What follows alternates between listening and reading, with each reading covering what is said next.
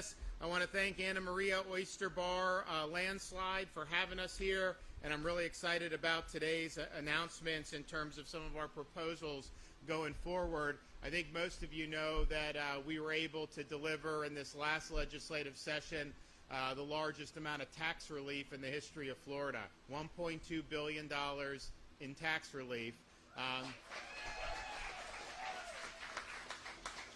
And while we were doing that, we also generated by far the largest budget surplus in the history of the state of Florida. So we are looking at this and saying, okay, our unemployment rate is 2.7%, and that nationwide is 3.7%. So we're much better than the nation as a whole. Labor force is growing better. We obviously have had a lot of great economic activity. Our state policies are reinforcing that. But you have what's coming down from D.C., and you have inflation that, you know, you saw the president, he just wants to act like it's no big deal when he's giving these interviews. And in fact, it's one of the biggest issues that we face, not only as Floridians, but as Americans. And so our view is, with the tax relief we did and then what we're proposing for next year, we want to make sure that we're standing with Florida families as they battle the excessive borrowing, spending, and inflation that we've seen coming out of Washington, D.C. And so we're going to do something about that today and continue our momentum. I do want to recognize Dane Eagle, our DEO secretary, for being here. I also want to recognize Representatives Robinson and Gregory for being here, and thank you for them. We have Alicia and Ted Klavanik. They have 2 kids, 3 and 15 months. They're here. They're going to talk about some of the things we're doing. And then Nick and Beth Burrows, 7 children. I think you see there, 4 biological, 3 adopted. And so we're really excited that they've been able to benefit from some of the things that we've already been able to do in the last legislative session. But I'm confident they're going to be able to do much more and be much more going forward. So what I said was, okay, you see this inflation. You see what it's doing. I mean, it's pushing up groceries, it's pushing up all these bills, it's pushing up pretty much everything you do. We delivered a lot of relief, but we want to do more. So I said we would do the biggest tax relief. We already did the biggest in Florida history. We're going to do much more than that going forward in the next legislative session. I already proposed 1 year to slash all tolls in the state of Florida by 50% for all of our commuters. And so, you know, that's just something that matters. You got some of these folks, you know, I was with a family down in Miami, and they do business, and so they bring stuff across South Florida, and they do about $375 worth of tolls a month.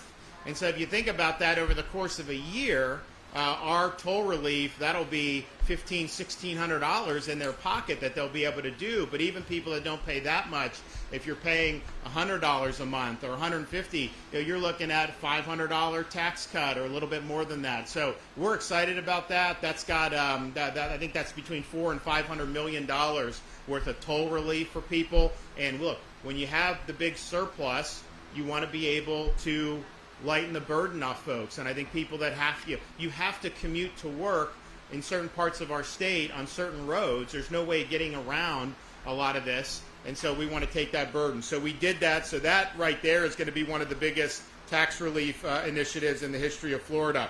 What we're also doing is we're recognizing we had a lot of success in what we did this past legislative session. One of the things we did was we did a 1-year tax holiday for all baby and toddler necessities like diapers and things like that.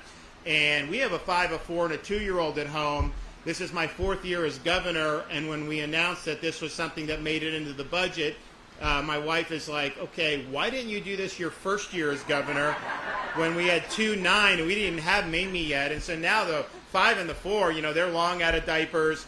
Mamie is kind of in the middle, but at the end of the day, those are things as parents, those are there's certain things you can kind of do without. Those are not things you can do without. So we think it was a very good way to put some tax relief to folks and to help families.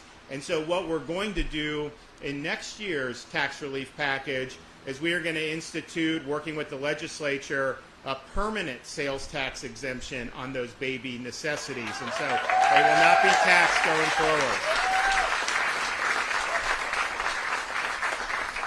Another thing that I recognized, like when I first became a dad, and you start to buy all the things you need or whatever, was just how expensive some of the stuff, like these strollers and cribs and all that stuff. I mean, this is like a major investment, and so we recognize that. Honestly, some of the cribs that were the most expensive, they have all these gadgets on them. Some of them didn't even work very good, but they're very expensive. And so we're going to be able to do or propose a permanent exemption on sales tax for all cribs and strollers. And so that's going to help families be able to afford. We're also going to do a full year sales tax exemption for children's books. We want to do a full year sales tax exemption for children's toys up to 12 years old.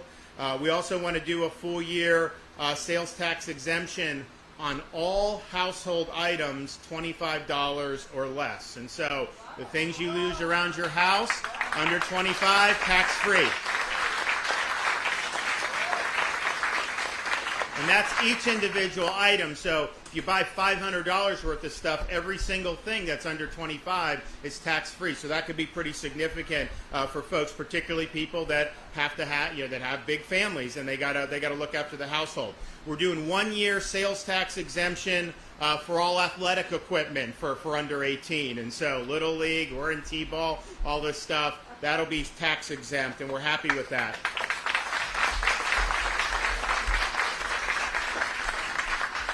And as much as we understand how important it is for families raising children, we also understand that for a lot of families, it's not just the children that they look after, it's also their pets that they look after. And so we are going to be able to do and propose a 1 year sales tax exemption on all pet food, and that's going to make a big difference.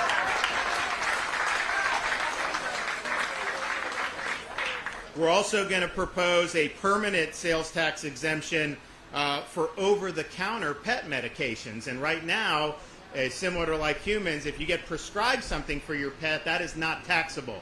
But if it's simply something you get over the counter, you're paying sales tax on that. And so we want to make sure that that is tax exempt, just like the prescription medications are. So that, I think, will make a big difference for folks. And just like the strollers and everything with babies and how expensive, pets are expensive too. There's just a lot that goes into it. And so if we can lessen that burden, I think that's really, really good. We're also going to expand our back-to-school sales tax holidays. And so we've always done one, but this time we're going to do a total of 4 weeks. We're going to do 2 leading into the fall semester, and then 2 for the spring semester as well. And so that'll give families more bites at the apple.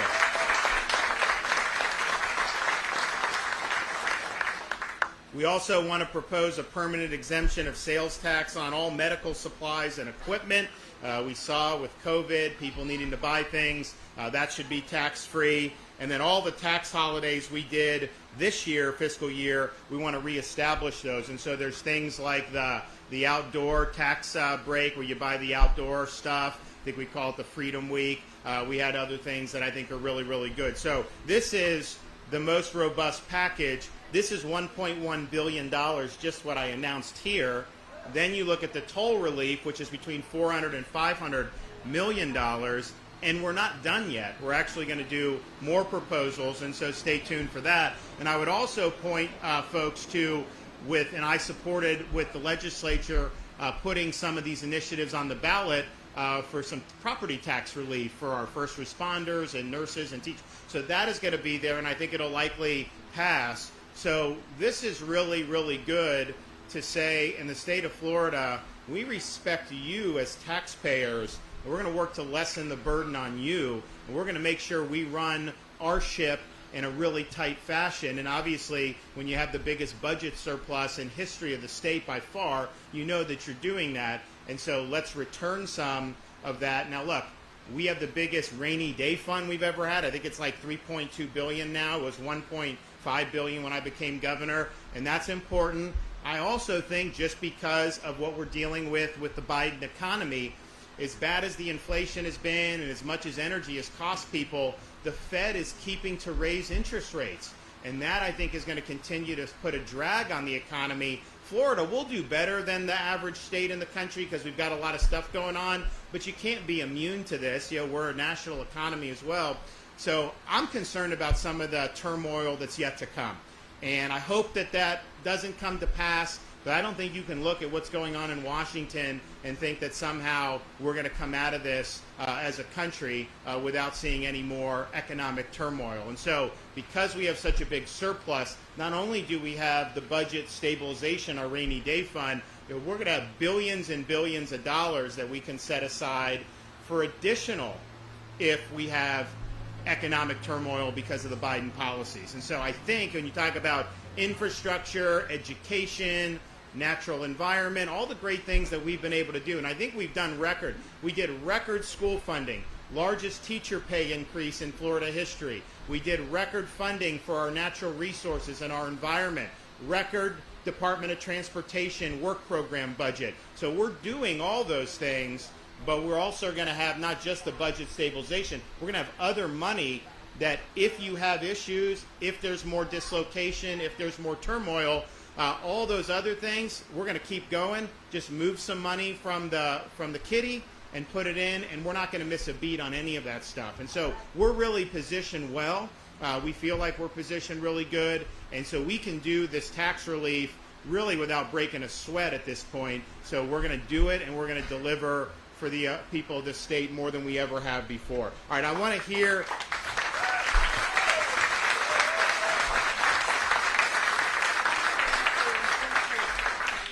I want you guys to hear from our folks here, so we'll start with Dane Eagle, Department of Economic Opportunity.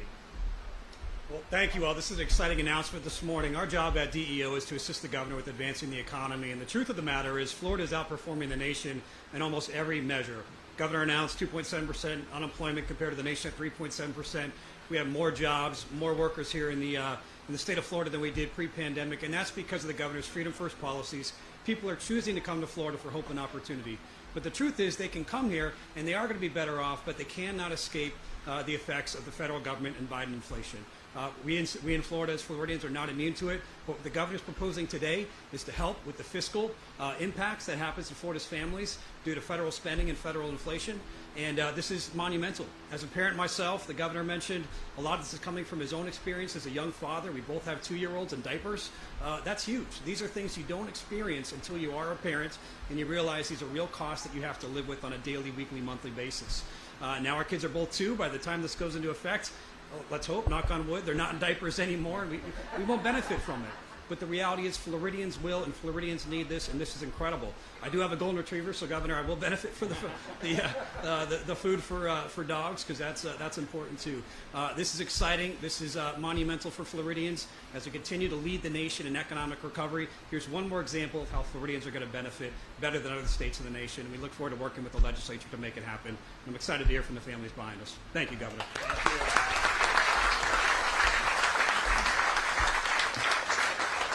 All right, we'll hear from Alicia, then we'll hear from Nick. So come on up. Thank you. Hi, my name is Alicia Klavanik, and I live in Venice, Florida. I am a registered nurse, currently working a contract nurse assignment at a local hospital system. My husband is a firefighter, EMT. We have 2 children, a 3.5-year-old and a 15-month-old daughter. We recently moved here from North Carolina after living through the travesty of the COVID lockdowns, and we are so happy to be back in my home state where I grew up. I'm here today because the governor proposed a tax relief that will benefit my family and families like mine across the state. With what I'm earning, I feel like I should be giving my family all the luxuries of life along with their basic needs. My husband and I both have great paying jobs, but with all the costs exploding, we aren't getting ahead, and we constantly are having to watch our budgets. We already shop at Aldi and buy Aldi brand diapers for my 15-month-old, who luckily can tolerate the generic brands. Yet even there, we're starting to see significant price increases. I don't know what we would do if we had to buy Pampers or Huggies, which a lot of families have to buy, name brand products. So this inflation crisis is just so challenging for all of us young families. If I go to Walmart or Publix, it's at least $300 a week for our family, and just groceries. And I'm not buying filet mignon. I am just trying to provide food for my family. Like any mom, you know how fast kids grow. Means more clothes, more shoes, more food, more diapers, and all the essential needs small children have. We are constantly buying to meet their basic needs, and all of that adds up so fast. Getting relief, and even just small amounts on things we absolutely cannot live without, will add up just as fast. And that gives me some peace of mind knowing that help is on the way. So thank you, Governor, for caring about families like mine and helping us.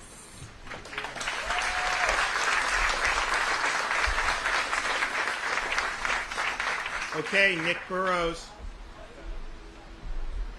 Hi, my name is Nick Burrows, and this is my wife, Elizabeth. And today we're joined with our 4 biological and 3 adoptive children. And we're glad to have a chance to share our story with you today. I'm a pilot, and my wife is a homeschooling mom. And, we live in Volusia County, and we're just glad to be here to join you. Having a large family was always a prayer of Elizabeth and I. We've been blessed with 4 healthy children, and for most people that'd be more than enough kids. But God had a different plan in our life, and in 2018 we became foster parents. In a little more than 4 years, we've had over 20 children cross our threshold of our door, and some needed a place just for the night, and while others needed a place for forever. The common denominator has been parents finding themselves in a time of need, and a need for community, and a safety net provided by their fellow citizens of Florida is foster care, foster parents. It's never easy, but God hasn't called us to do the easy. Foster parents and services provided by community-based care providers across the state are the last line of defense for these families. As you can imagine, the critical role that foster parents play hasn't gotten easier in the last few years. These vulnerable families, especially their children, must remain our state's priority. And through these tax initiatives, Florida recognizes the vital contribution that foster families such as ours make in strengthening our communities. Everyday staples like milk, bread, gasoline, formula, and diapers haven't gotten cheaper, and therefore the purchasing power of our foster parents has been decreased, leaving the most vulnerable in our community struggling. As a family, we felt that pressure firsthand, and continue to see the challenges being posed by inflation throughout the foster community. Our grocery bill alone has gone from $750 to well over $1,000 a month in the last 6 months. We drive a 15-passenger van that gets 13 miles to a gallon because it's the only vehicle that can accommodate our family. We're grateful to be able to weather this storm and still provide a little extra to those in need, but it truly brings into stark relief every dollar counts for families that are on the margins. Any way to make those dollars go further is critical in ensuring that we protect these kids and stand with our foster communities. These significant initiatives remind us that we aren't alone when that phone rings in the middle of the night, that we stand on a mission of love for children, backed by Floridians who have made families and children their priority. We appreciate the governor's efforts to make cost of everyday items a little more affordable, and families like ours and so many foster families across the state that fight for our foster kids. Thank you, Governor.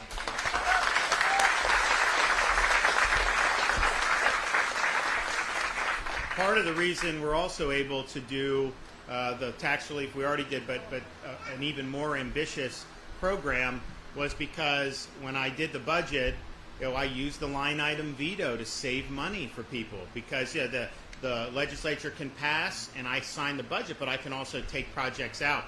So before I became governor, I think the record for most line item vetoes in a year was about $800 million. And I broke that record 2020 with $1 billion in vetoes. Last year we did...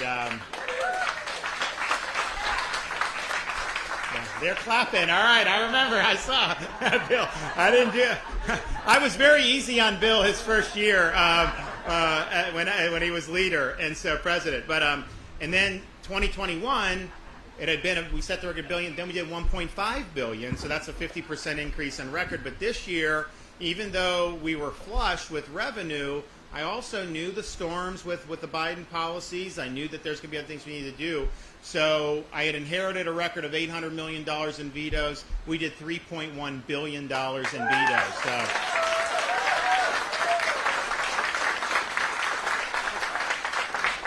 And now we're really well positioned, but we've done a lot for you guys. So there's some things in there. There's some things are must-have, some things you shouldn't have, and then some things may be nice to have, and you just got to make those decisions on those nice-to-have ones. Sometimes you pull the trigger, but sometimes you say maybe not. So anything else we can do for you? Can we bring any more support? We're looking forward to doing it. All right, anybody? Yes.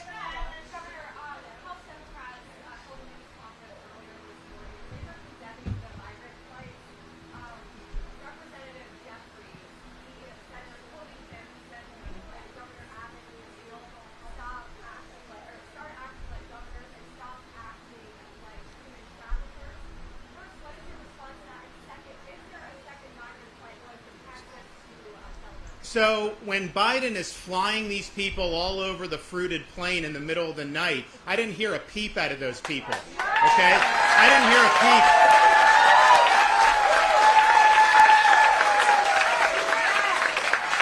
I haven't heard a peep about all the people that have been told by Biden you can just come in, and they're being abused by the cartels. They're drowning in the Rio Grande. You had 50 that died in some shed in Texas. I heard no outrage about any of that. I haven't heard outrage about all the fentanyl that's come across the border that's killing Americans in record numbers. I don't hear outrage about the criminal aliens that have gotten through and have then victimized people not only in Florida but all throughout the country. I didn't hear any outrage about that. The only thing I hear them getting upset about is you have 50 that end up in Martha's Vineyard. Then they get really upset. And I'm sorry.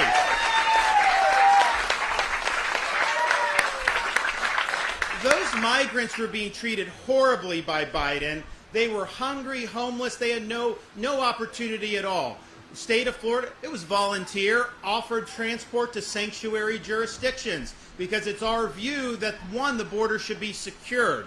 And we want to have Biden reinstitute policies like remain in Mexico and making sure that people aren't overwhelming. But short of that, if you believe in open borders, then it's the sanctuary jurisdictions that should have to bear the brunt of the open borders. So that's what we're doing.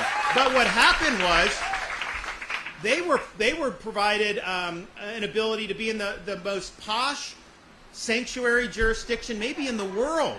And obviously it's sad that Martha's Vineyard people deported them the next day. They could have absorbed this. They chose not to. But what it shows is if 50 was a burden on one of the richest places in our country, what about all these other communities that have been overrun with hundreds or thousands? It shows you when now these policies are on the front burner, people need to be talking about. Biden can't defend his policies of open borders. It's doing huge damage to our country. It's costing a lot of money. It's costing lives with the drugs that are pouring across. And so the question is why are you supporting Biden's policies? Why don't you step up and tell him you're failing and let's do it differently? Because you know what? He inherited a border that wasn't like this. He has created the crisis. But now at least we know nobody can deny that there's a crisis. Everybody now knows. And it was only because you had to have the elite who want to have the cost on everybody else and they don't want to have to shoulder that. That's the only reason now people are talking about this.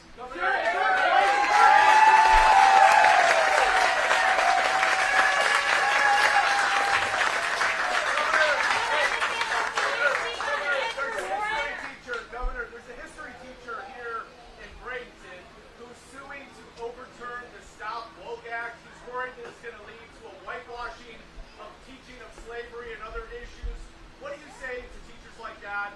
He's also worried that it impinges on his First Amendment rights. What do you say to teachers like that who are worried? Well, I would tell them to read Florida statutes. We are required to teach slavery, the post-Reconstruction and segregation, civil rights. Those are core parts of American history that should be taught. but it should also be taught accurately. For example, the 1619 Project is a CRT version of history. It's supported by the New York Times.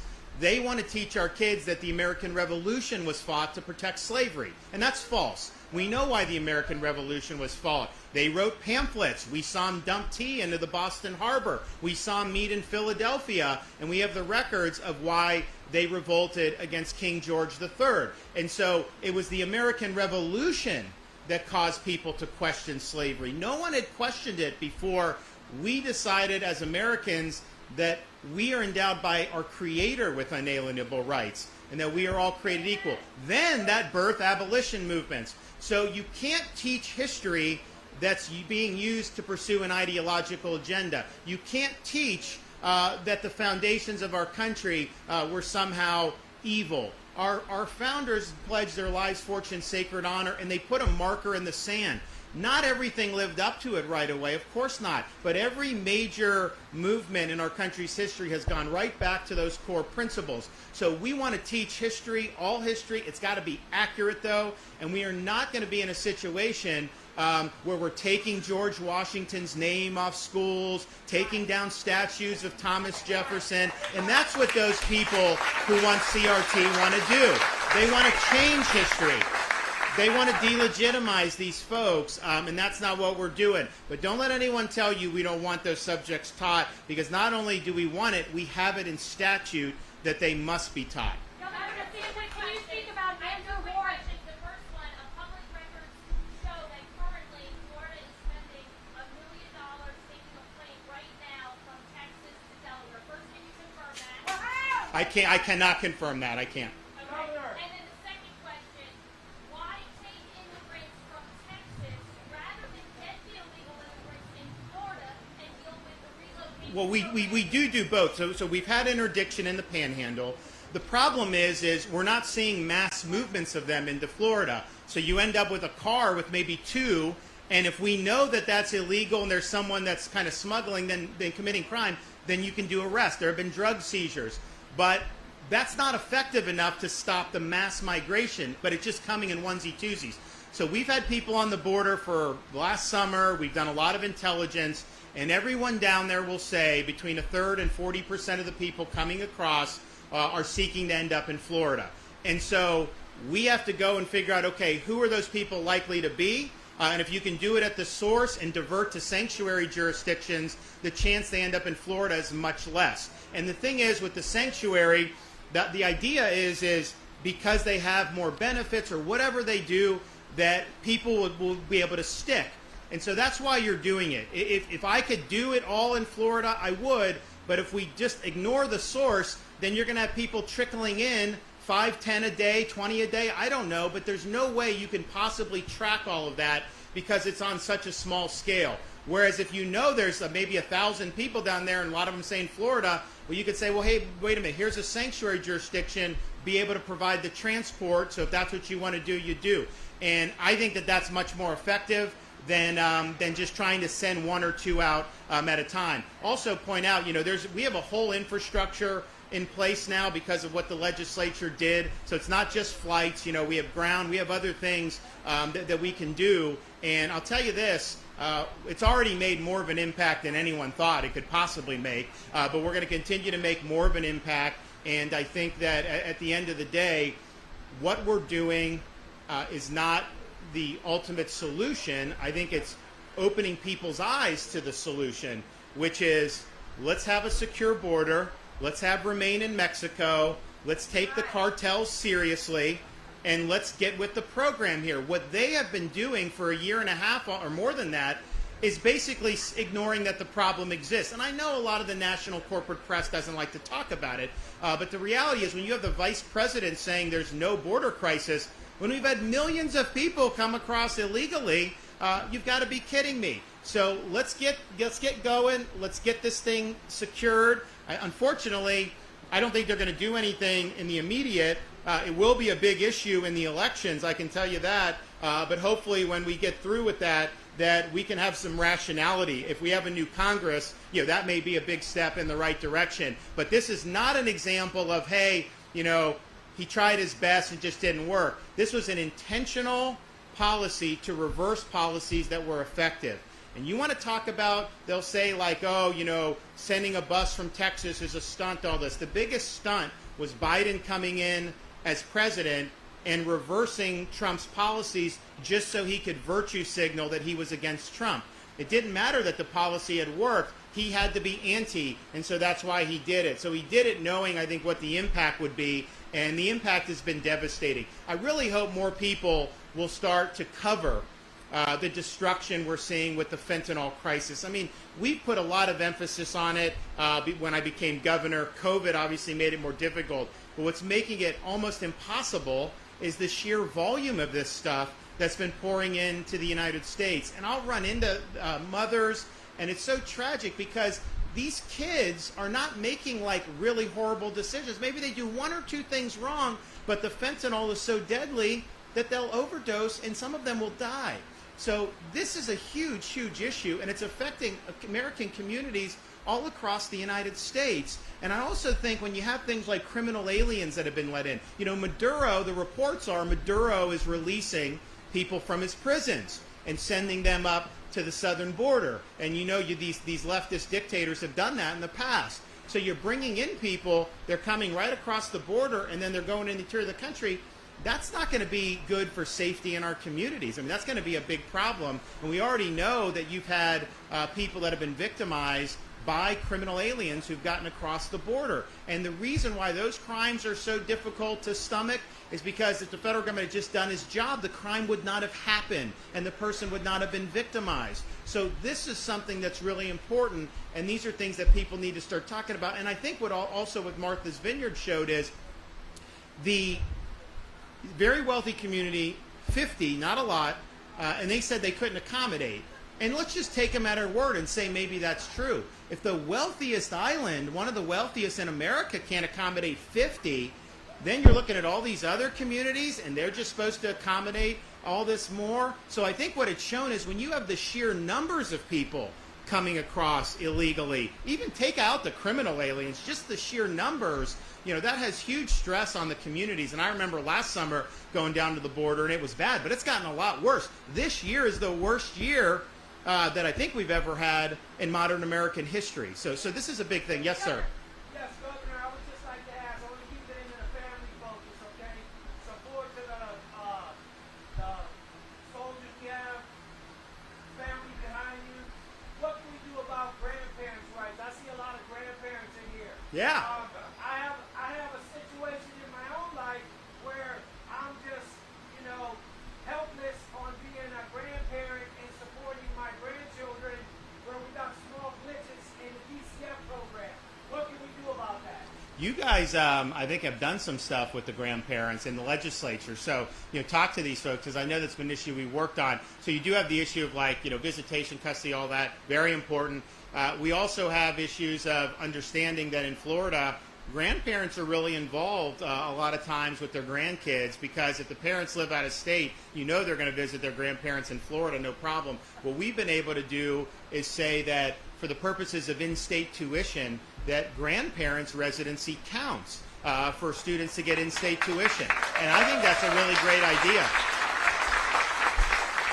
And it recognizes really the crucial role that so many of our seniors are playing in the lives of our younger generation. And I would also remind you, since I've been governor, tuition at our state universities has not gone up 1 cent. We say you can't raise it, make do with what you got. And so now the average tuition in Florida, I think it's like $6,200 to go to school, university in state, and that includes UF, which is now number 5 in the country for public universities. We get them number 5 in the football rankings again, then we'll be where we need to be. But Florida State is in the top 20. And so you've seen these are high-quality educations that you can get without having to go $100,000 in debt. And so when you talk about Bidenflation, you talk about all these things, one of the biggest inflations we've had over the last generation has been college tuition. And I'm proud to say we've held the line on that in Florida. You need to be able to deliver a good education for people in ways that they can go through college without being deep into debt. This debt that the colleges have really benefited from it because they raise tuition. The kids have to take out more loans. And then if they stay 5 or 6 years, that's even better for the colleges because they can make more on tuition. And then a lot of these students are saddled with debt. And what ends up happening when they get out? They end up having tough time finding, really high-level employment because the degree was really not worth the money that they put into it. So in Florida, we're going a much different direction. We want affordability combined with high quality, and that goes for our in-state residents, but also for our in-state grandparents. So, all right, guys, thanks so much. Appreciate it.